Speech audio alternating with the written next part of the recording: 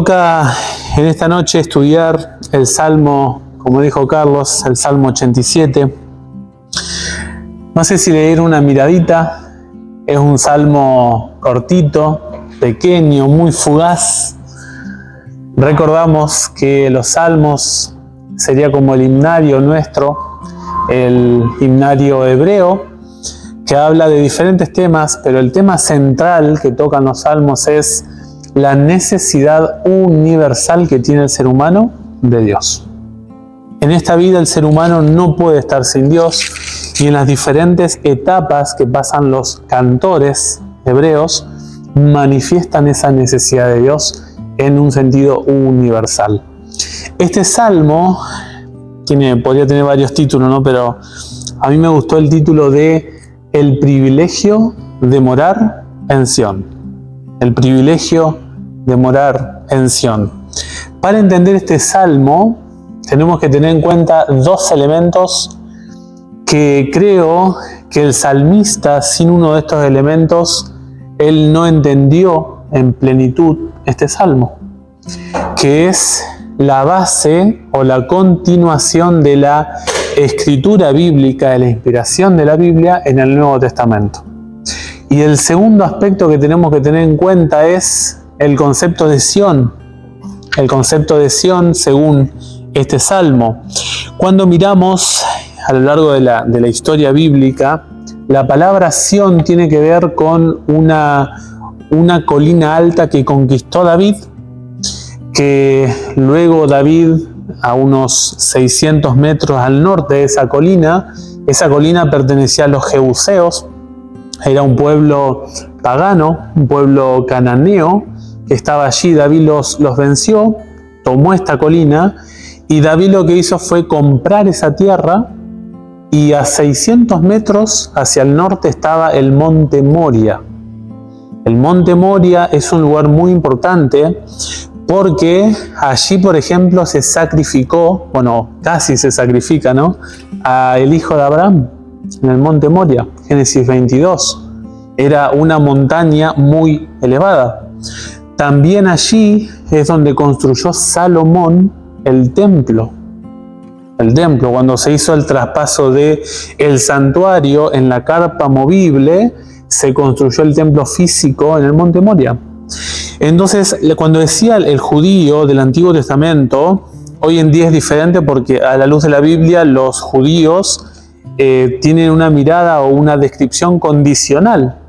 Según el Nuevo Testamento, Jesús dijo a los judíos: vuestra casa os es dejada desierta. O sea, el pueblo judío ya no cumple el rol de ser el representante nacional de Dios acá en la tierra. En este contexto, en el Antiguo Testamento, cuando un judío escuchaba la palabra Sión, era un lugar donde se representaba la altura divina. Era un símbolo terrenal de la ciudad de Dios. Y eso es lo que va a describir el Salmo. El Salmo nos va a describir en 3 estrofas diferentes aspectos de la ciudad de Dios. ¿Y por qué decimos 3 estrofas? No porque la inventé yo, sino que hay una palabra, no sé si en sus versiones aparece, después del versículo 3 que dice Selah. Y luego el versículo 6 dice Selah. Y luego aparece ya el texto 7 y termina. Quizá en los celulares no aparece, ¿no? Pero en las Biblias aparece. En las Biblias está la palabra Selah. La palabra Selah es como una interrupción. O sea, el mismo Salmo te marca las estrofas en donde Él quiere que te detengas. O sea, Él te dice: te paso el texto 1, 2, 3, hace una pausa. El 4, 5 y 6 te voy a contar otra cosa y hace una pausa. Y finalmente cerrás con el versículo número 7. Si miramos los versículos 1 al 3, se describe de parte del salmista algunas características de la ciudad de Dios. En los versículos 4 al 6, Dios mismo va a hablar acerca de su ciudad, quiénes pueden entrar en ella y cómo Dios percibe su ciudad.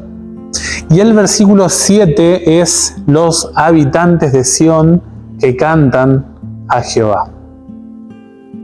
Vamos entonces a leer un poquito En los pasajes 1 al 3, dice, su simiente está en el monte santo. Versículo 2, ama Jehová las puertas de Sión, más que todas las moradas de Jacob. Cosas gloriosas se han dicho de ti, ciudad de Dios.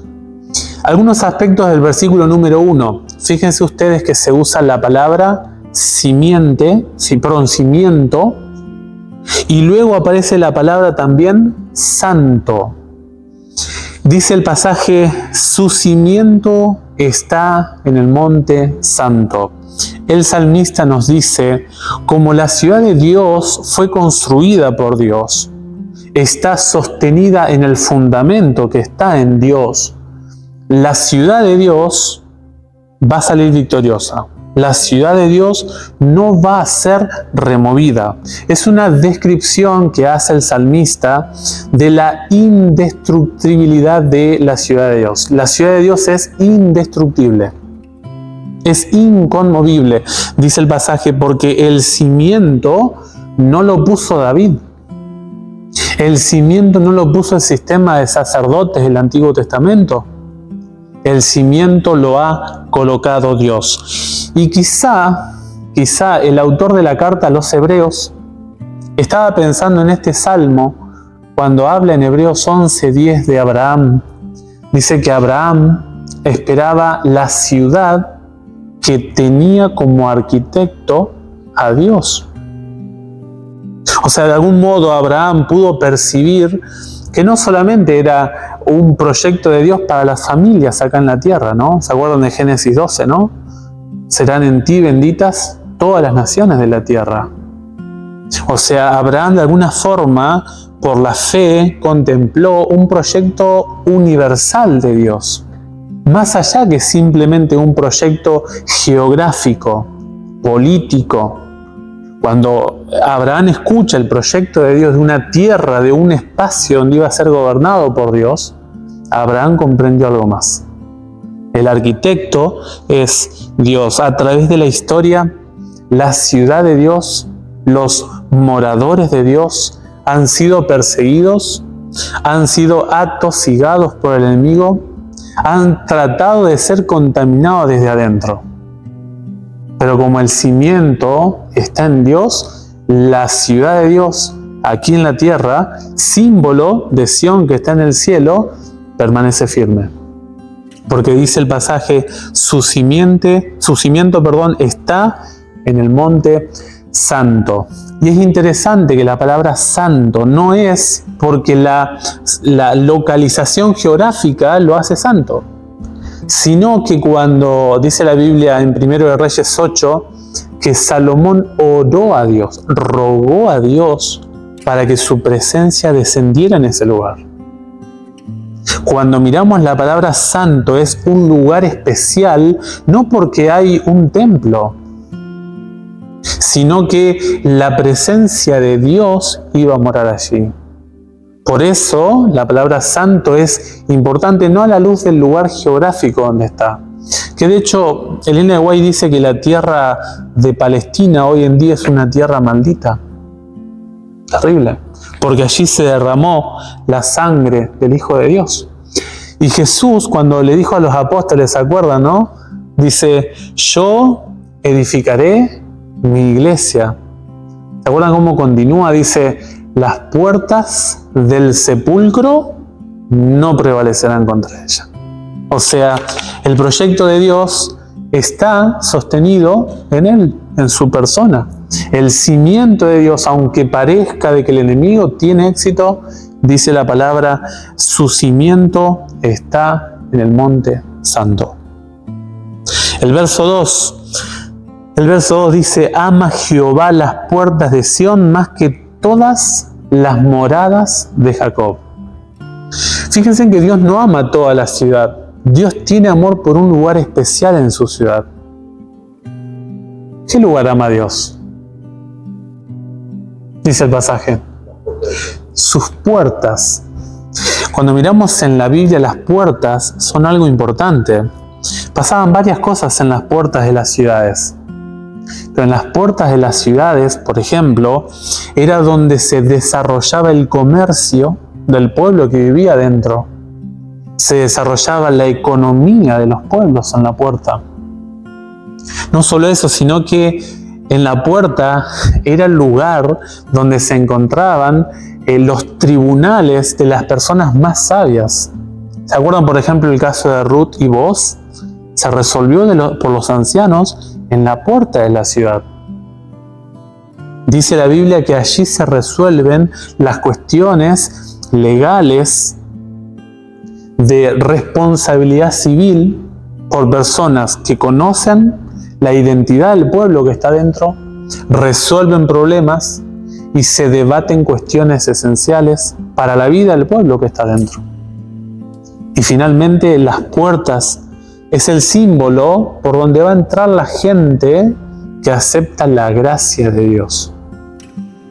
Es el lugar preferido de Dios porque es una apertura a todo aquel que quiere ingresar a la ciudad de Dios. Las puertas son un símbolo de la gracia de Dios, de la gracia divina, de la oportunidad que Dios da a todos los seres humanos, y el Salmo lo va a hablar, ¿no? A todos los seres humanos de ingresar a ser ciudadanos del reino de Dios. Dice el verso 3, cosas gloriosas se han dicho de ti, ciudad de Dios. Si miramos en la Biblia, se han dicho varias cosas acerca de Sión. Por ejemplo, el profeta Joel en el capítulo 3 habla acerca del clímax de la confrontación entre Dios y las naciones. Dios desde Sión envía la victoria. Dios hace guerra contra los pueblos que se oponen a las naciones, que se oponen a su pueblo aquí en la tierra. Por ejemplo, dice el profeta, el Señor bramará desde Sión, tronará desde Jerusalén. Fíjense también, por ejemplo, en el versículo de Joel 3:17, el pueblo de Dios sabrá que, y cito, yo soy el Señor su Dios que habito en Sión, mi santo monte. O sea, Dios no es que no nos describe dónde mora. Dios no es un ser etéreo. El lugar físico de Sión nos describe que Dios tiene una morada, que Dios tiene un espacio donde habita y cohabita con ciertas criaturas. Por lo tanto, el versículo 6, si miramos a lo largo de la Biblia, inclusive hasta el libro de Apocalipsis, el libro de los Hechos, el libro de los Hebreos, el libro de Apocalipsis, son pasajes donde se enfatiza Sión. ¿Cuántas cosas se han dicho de ti?, dice el salmista. Por lo tanto, lo que nos describe el salmista es que Sión es un lugar físico donde mora Dios, que es seguro, es un lugar de paz, es un lugar de esperanza, es un lugar donde el habitante de este mundo puede tener la certeza de que habrá justicia. Es la morada de Dios. Y ahora va a hablar Dios. En los versículos 4 al 6 va a hablar Dios. ¿Saben qué va a decir? Miren, yo me acordaré de Rahab, Babilonia, entre los que me conocen. Aquí están Filistea y Tiro con Etiopía. Estos nacieron allá. Y de Sión se dirá, este y aquel han nacido en ella, y el Altísimo mismo la establecerá. Jehová contará al inscribir a los pueblos. Este nació allí. Hay tres cositas nomás que se dicen entre los versículos 4 y 5. Primeramente, se nombran 5 naciones. 5. Que si mirás las 5 naciones donde están ubicadas geográficamente, vamos a encontrar los 4 puntos cardinales de este planeta. Por ejemplo, se nombra allí a Egipto. Egipto, bueno, el término Rahab, no está hablando el salmista acá de la mujer en los tiempos de Josué que rescató a los emisarios, a los espías enviados a Jericó. El término Rahab es interesante, que significa fanfarrón. Fanfarrón. Y el término Rahab se usa en los profetas, tanto en Isaías como en Jeremías, en una referencia a Egipto. A Egipto. O sea, Egipto representa la parte sur. Luego se nombra a Babilonia, el instrumento que usó Dios para que Judá fuera cautivo. Babilonia quedaba al este. Filistea. Los filisteos fueron una espina en el zapato de los israelitas. Los filisteos estaban al oeste como cercanos vecinos en las fronteras de Israel. A tal punto que los filisteos atacaban y siempre distorsionaban la paz de Israel. E inclusive en ciertas oportunidades influyeron a nivel idolátrico. Esta nación se encuentra en el oeste. Luego está Tiro. En la época de los profetas, en el Antiguo Testamento, Tiro, una ciudad muy poderosa, una ciudad pesquera. Y esta ciudad obviamente que estaba en el norte. Y Etiopía está al sur, unos 3.000 kilómetros donde hoy es Sudán. O sea, pasamos del continente asiático, pasamos al continente africano. O sea, ¿qué nos está diciendo el salmista? Nos está diciendo que todos aquellos que proceden de cerca o de lejos, que vengan del norte, que vengan del sur, que vengan del este, que vengan del oeste, o que vengan de cualquier continente, en la ciudad de Dios hay lugar para ti. En la ciudad de Dios, cualquier nación es aceptada. Y de hecho fue el plan de Dios para el pueblo de Israel. El pueblo de Israel no fue colocado como un pueblo para que se beneficie a sí mismo, que lo mismo pasa con la iglesia adventista. Nos guardamos para nosotros el mensaje, ¿verdad? No. Dios ha bendecido a la iglesia, ha bendecido al pueblo de Israel, que de hecho el apóstol Pablo habla de que es un privilegio pertenecer o conocer la teología hebrea en Romanos. Pero es interesante que el objetivo principal era de evangelizar al mundo entero. Por eso el salmista nos remite, ¿se acuerdan allá en Apocalipsis 7, no? Los 144.000. Dice que venían de todas las naciones, ¿no? ¿Por qué? Porque aquí Elena de Guay habla en Profetas y Reyes, ella dice, se revelan aquí los benéficos designios de Jehová para salvar a los paganos. El proyecto de Dios es un proyecto pluriétnico y extremadamente rico en cuanto a cuestiones raciales. Dios incluye a todos los pueblos. El segundo elemento dice el pasaje 4, los que me conocen. Los que me conocen. Los que entran a la ciudad de Dios conocen a Jehová. Yo sé que hoy en día hay personas dentro de la iglesia, y seguramente te has enfrentado, te vas a enfrentar, que son hipócritas. Personas que se dicen ser cristianos, pero que no lo son. En el pueblo hebreo, en el pueblo israelita, pasaba mucho de que había personas que nacían, tenían la sangre judía. ¿Se acuerdan cuando Dios habló con Moisés allá en el capítulo de Éxodo 33, 34? Le dijo, tu pueblo. O sea, a nivel colectivo, no corría, espiritualmente hablando, para toda la gente el término de pueblo de Dios. O sea, el salmista nos está ampliando el panorama que tiene Dios acerca de los ciudadanos de su ciudad. Son bienvenidos todos, pero no solamente que es pluriétnica la gente que está dentro, sino que son gente que tiene una relación con Dios. Pablo dice, por ejemplo, no todos los que descienden de Israel son israelitas. O sea, pertenecer al pueblo de Dios, tener la ciudadanía de Dios, no depende de que tengas sangre judía o que tengas 3, 4, 5 generaciones de adventistas. Para Dios, está calificado al ingreso por las puertas aquella persona que conoce a Jehová. Y el tercer punto que habla el versículo 5 es que han tenido un nuevo nacimiento. Fíjense en el versículo 5.